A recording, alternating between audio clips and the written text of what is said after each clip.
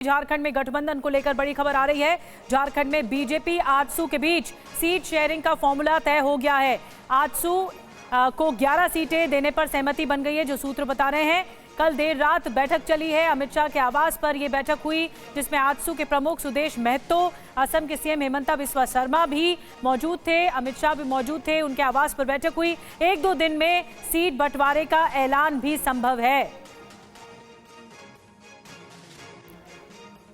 तो 1-2 दिन में अभी सीट बंटवारे का ऐलान किया जाएगा, लेकिन बताया जा रहा है सहमति बन गई है। आजसू को 11 सीटें देने पर सहमति बन गई है और जो सीट शेयरिंग फॉर्मूला है उसके तहत लगातार मंथन हो रहा था, लेकिन अभी फिलहाल ऐलान होना बाकी है।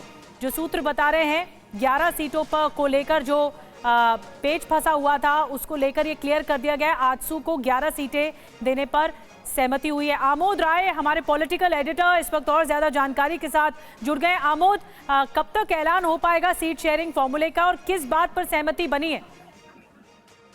देखिए निधि, आजसू बीजेपी के साथ चुनाव झारखंड में लड़ेगी, ये बात तय हो गया है। कल 2 राउंड की बैठक हुई गृह मंत्री अमित शाह के आवास पर, और पहले राउंड में आजसू प्रमुख सुदेश महतो खुद मौजूद थे, और दूसरे राउंड में जो देर रात बैठक हुई उसमें वहां के चुनाव प्रभारी हेमंत बिस्वा शर्मा और कुछ अन्य नेता गृह मंत्री के साथ बैठक की, और उसमें मोटा मोटी इस बात पे सहमति बन गई है कि आजसू को 11 सीटें दी जा सकती हैं और इसका ऐलान अगले 1-2 दिनों में किया जा सकता है। खास करके आजसू 13 सीट मांग रही थी, लेकिन पहले से बीजेपी ने मन बना लिया था कि 8-9 सीट देंगे।